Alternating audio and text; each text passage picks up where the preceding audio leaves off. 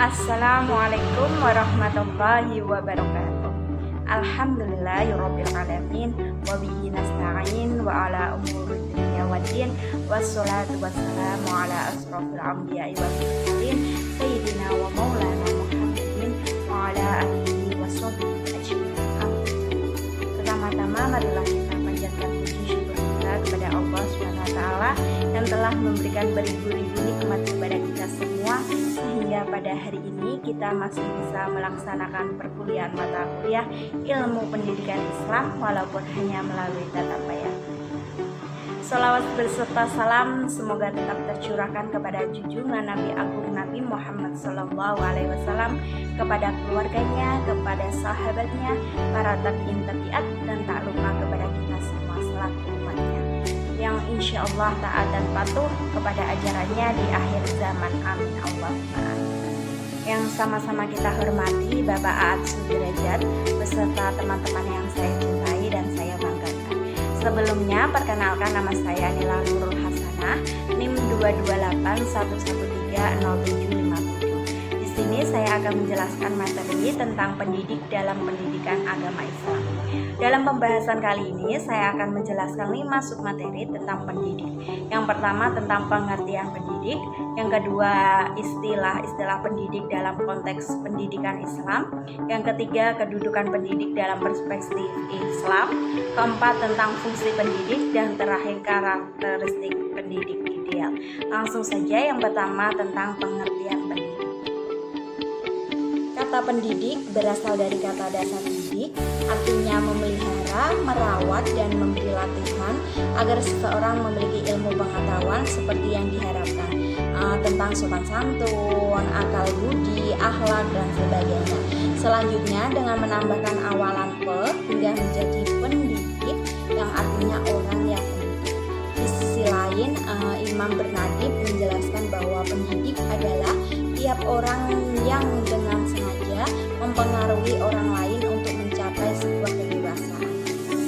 Nah, pendidik terdiri dari beberapa seperti orang tua, orang dewasa lain yang bertanggung jawab tentang kedewasaan anak. Selanjutnya juga berpendapat, yaitu Ahmad Marimba, memandang bahwa pendidik sebagai orang yang memikul pertanggungjawaban untuk mendidik, yaitu manusia dewasa yang karena hak dan kewajiban bertanggung jawab tentang pendidikan si terdidik. Di dalam Undang-Undang Sistem Pendidikan Nasional Nomor 20 Tahun 2003 Bab 1 Pasal 6 dibedakan antara pendidik dengan tenaga kependidikan. Tenaga kependidikan adalah orang masyarakat yang mengabadikan diri dan diangkat untuk menunjang penyelenggaraan pendidikan. Sedangkan pendidik adalah tenaga kependidikan yang berkualifikasi sebagai guru, dosen, konselor, pamong belajar widya iswara, tutor, instruktur, fasilitator, dan sebutan lain sesuai kekhususannya serta berpartisipasi dalam penyelenggara pendidikan. Dalam pengertian yang lebih luas, pendidik dalam perspektif pendidikan Islam adalah orang yang bertanggung jawab terhadap upaya pertumbuhan jasmani dan perkembangan rohani peserta didik agar ia mampu menunaikan tugas-tugas kemanusiaannya, baik sebagai khalifah fi ard maupun ab, sesuai dengan nilai-nilai ajaran Islam. Oleh karena itu, pendidik dalam konteks ini bukan hanya terbatas pada orang-orang yang bertugas di sekolah, tetapi semua orang yang terlibat dalam proses pendidikan anak, mulai sejak alam kandungan hingga ia dewasa, bahkan sampai meninggal dunia. Nah, selanjutnya istilah-istilah pendidik dalam konteks pendidikan Islam. Di sini ada 5. Yang pertama yaitu murabbi, orang yang mendidik peserta didik agar kemampuannya terus meningkat. Nah, kata lainnya yaitu mu'alim, orang yang menguasai ilmu dan mampu mengembangkannya serta menjelaskan fungsinya dalam kehidupan. Nah, istilah yang ketiga itu mu'addib ya, seorang pendidik yang bertugas untuk menciptakan suasana belajar yang dapat bergerak peserta didik untuk berperilaku atau beradab sesuai norma Torah, tata susila, dan sopan santun. Nah, selanjutnya yaitu mudaris. Mudaris, orang yang mengajarkan suatu ilmu kepada orang lain dengan metode-metode tertentu dalam upaya membangkitkan usaha peserta didik agar sadar dalam upaya meningkatkan potensinya. Nah, yang terakhir ini namanya mursyid. Mursyid ini menunjukkan kepada jalan yang benar dari sudut ilmu kesufian dan memberikan petunjuk kepada jalan yang lurus. Nah, pendidikan mempunyai tingkah laku baik dan terpuji, bersih dari akhlak tercela, tidak ta'assub atau fanatik, zuhud pada amalan dan perbuatan, dan mempunyai tokoh kepemimpinan. Nah, selanjutnya itu kedudukan pendidik dalam perspektif Islam. Nah, pendidik adalah bapak rohani bagi peserta didik yang memberikan ilmu pembinaan akhlak mulia dan memperbaiki akhlak yang kurang baik. Kedudukan tertinggi pendidik dalam Islam tertuang dalam teks Quran surat Al-Mujadalah ayat 11. Jadilah engkau sebagai guru atau pelajar atau pendengar atau pecinta, dan janganlah kamu menjadi orang yang kelima sehingga engkau menjadi rusak. Dalam Al-Quran disebutkan juga Allah akan meninggikan derajat orang-orang yang berilmu di antara kamu dan orang-orang yang diberi ilmu pengetahuan beberapa derajat.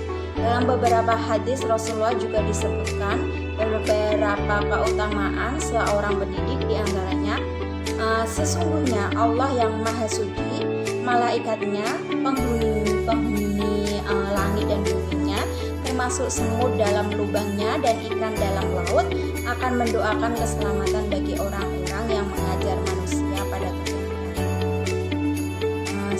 Selanjutnya Abu Dawud, Tirmidzi, dan Ibnu Hibban juga meriwayatkan bahwa siapa orangnya yang diajari suatu ilmu lalu dia menyembunyikan, maka Allah akan mengekangnya di hari kiamat dengan kekangan api neraka. Dari ayat dan hadis tersebut menjelaskan bahwa betapa pentingnya menjadi seorang pendidik, karena pendidik mempunyai tanggung jawab dalam menentukan arah pendidikannya. Oleh karena itu, Islam sangat menghargai orang-orang yang berilmu dan mau menyampaikan kepada orang lain. Nah, fungsi pendidik tersendiri yaitu pendidik merupakan orang yang bertanggung jawab untuk mengembangkan potensi awal fitrah manusia sehingga tumbuh dan berkembang menjadi insan kamil yang dapat memainkan perannya sebagai khalifah dan hamba di muka bumi. Para ahli pendidikan Islam dan ahli pendidikan Barat mengartikan bahwa tugas seorang pendidik adalah mendidik. Nah, sedangkan menurut Al-Ghazali, tugas pendidik yang utama adalah menyempurnakan, membersihkan, menyucikan, serta membawakan hati manusia untuk mendekatkan diri kepada Allah SWT. Karena tujuan pendidikan Islam yang utama adalah upaya untuk mendekatkan diri kepadanya. Dalam literatur Barat, selain mengajar, seorang guru atau pendidik memiliki tugas lain, yaitu membuat persiapan mengajar, mengevaluasi hasil belajar, dan lain-lain yang bersangkutan dengan pencapaian tujuan pengajar. Lalu peran pendidik di sini ada 5. Yang pertama yaitu fasilitator, yakni menyediakan situasi dan kondisi yang dibutuhkan peserta didik. Lalu peran kedua yaitu sebagai pembimbing. Pembimbing ini memberikan bimbingan terhadap peserta didik dalam interaksi belajar mengajar agar siswa tersebut mampu belajar dengan lancar dan berhasil secara efektif dan efisien. Peran ketiga yaitu motivator. Motivator di sini memberikan dorongan dan semangat agar siswa mau giat belajar. Yang keempat sebagai manusia sumber, yakni ketika pendidik dapat memberikan informasi yang dibutuhkan dibutuhkan peserta didik, baik berupa pengetahuan kognitif, keterampilan afektif maupun sikap psikomotorik. Lalu yang selanjutnya, karakteristik pendidik ideal. Untuk menjadi orang yang pantas ditaati dan diikuti, syarat yang utama menurut Al-Zarniji, seorang guru harus yang alim. Tampaknya tidak perlu diperdebatkan lagi ya kebenarannya. Jika melihat makna yang terkandung dalam kata alim, idealnya guru memang harus orang yang alim. Nah, kata alim yang jamaknya ulama berdasarkan kajian Dawam pada dasarnya mempunyai arti yang luas, yaitu orang yang ilmuwan baik di bidang agama maupun non-agama seperti humaniora, sosial, dan ilmu alam. Artinya di sini ulama sama pengertiannya dengan sarjana atau cendekiawan. Dengan demikian, guru yang alim berarti dia seorang ilmuwan. Hal ini sesuai dengan ungkapan Hamalik bahwa salah satu peran guru adalah sebagai ilmuwan, orang yang paling berpengetahuan. Dalam konteks ini, karena guru juga ilmuwan, berarti dia bukan saja berkewajiban menyampaikan pengetahuan yang dimiliki kepada muridnya, akan tetapi juga berkewajiban mengembangkan pengetahuan itu dan terus-menerus memupuk pengetahuan yang dimilikinya. Oleh karena itu, dengan mengacu makna yang terkandung dalam kata-kata tersebut, guru yang alim sesuai dengan kata ulu al-albab berarti dia harus memiliki tingkat kecerdasan intelektual yang tinggi hingga mampu menangkap pesan-pesan ajaran, hikmah, petunjuk, dan rahmat dari segala ciptaan Tuhan, serta memiliki potensi batiniah yang kuat sehingga dia dapat mengarahkan hasil kerja dan kecerdasannya untuk diabadikan kepada Allah. Nah, orang yang berilmu adalah orang yang selalu menghindarkan diri dari segala akhlak dan perbuatan yang tercela, memelihara diri dari kenistaan seperti sifat tamak, yaitu mengharap sesuatu dari orang lain secara berlebih-lebihan, sehingga tidak menimbulkan kesan yang hina terhadap ilmu dan sifat ilmuwan. Demikian pula orang yang berilmu hendaknya bersifat tawadhu atau merendahkan hati tetapi tidak minder, dan jangan bersifat sebaliknya yaitu sombong. Dan juga orang berilmu harus telah memiliki sifat ifah atau memelihara diri dari beragam barang haram. Selanjutnya, syarat yang kedua menurut Al-Zarnuji bahwa guru harus wara. Hal ini jelas mengandung muatan moral. Dapatlah dilihat secara harfiah, kata wara itu mengandung arti menahan diri, berhati-hati atau menjaga diri supaya tidak jatuh pada kecelakaan. Di sisi lain, kata wara dapat berarti menimbulkan perkara yang haram dan perkara yang syubhat atau meragukan. Sejalan dengan perkataan Ibnu Taimiyah bahwa orang yang wara berarti orang yang mengetahui sesuatu yang terbaik di antara dua perkara yang baik untuk dilakukan dan yang terburuk di antara dua perkara yang buruk untuk ditinggalkan. Nah, yang terakhir menurut Al-Zarnuji bahwa guru harus orang yang lebih tua dari muridnya.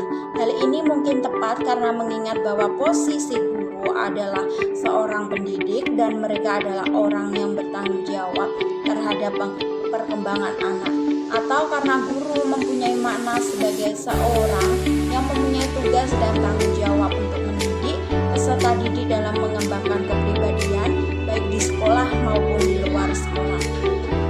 Demikian pula bahwa menjadi guru berarti mereka dituntut harus memiliki keahlian sebagai guru, memiliki kepribadian dan terintegrasi, memiliki mental yang sehat, berbadan sehat, dan memiliki pengalaman dan pengetahuan yang luas.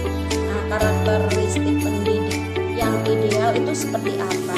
Yang pertama, seorang guru harus memiliki sifat suhud, yaitu tidak mengutamakan untuk mendapat materi dalam tugasnya, melainkan karena mengharap keridhaan Allah semata-mata.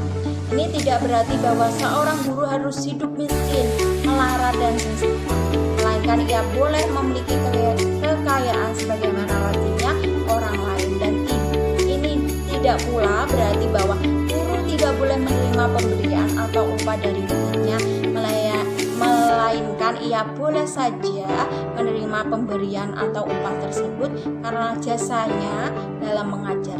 Tetapi semua ini jangan diniatkan dari awal tugasnya. Dengan niat demikian, maka tugas guru akan dilaksanakan dengan baik, apakah dalam keadaan ada uang atau tidak ada uang. Selanjutnya yang kedua yaitu seorang guru harus memiliki jiwa yang bersih dari sifat dan akhlak yang buruk. Seorang guru harus bersih tubuhnya, jauh dari dosa dan kesalahan, bersih jiwanya, terhindar dari dosa besar, pamer, dengki, permusuhan, dan sifat-sifat lainnya yang tercela menurut agama Islam. Selanjutnya, seorang guru harus ikhlas dalam melaksanakan tugasnya. Keikhlasan dan kejujuran seorang guru di dalam pekerjaannya merupakan jalan terbaik ke arah suksesnya dalam tugas dan sukses murid-muridnya. Nah, keempat, seorang guru harus bersifat pemaaf terhadap muridnya. Ia sanggup menahan diri, menahan kemarahan, lapang hati, banyak dan jangan pemarah karena sebab-sebab yang kecil. Seorang guru harus pandai menyembunyikan kemarahannya, menampakkan kesabaran, hormat, lemah lembut, kasih sayang, dan tabah dalam mencapai suatu perjuangan. Yang kelima, seorang guru harus dapat menempatkan dirinya sebagai seorang bapak sebelum ia menjadi seorang guru.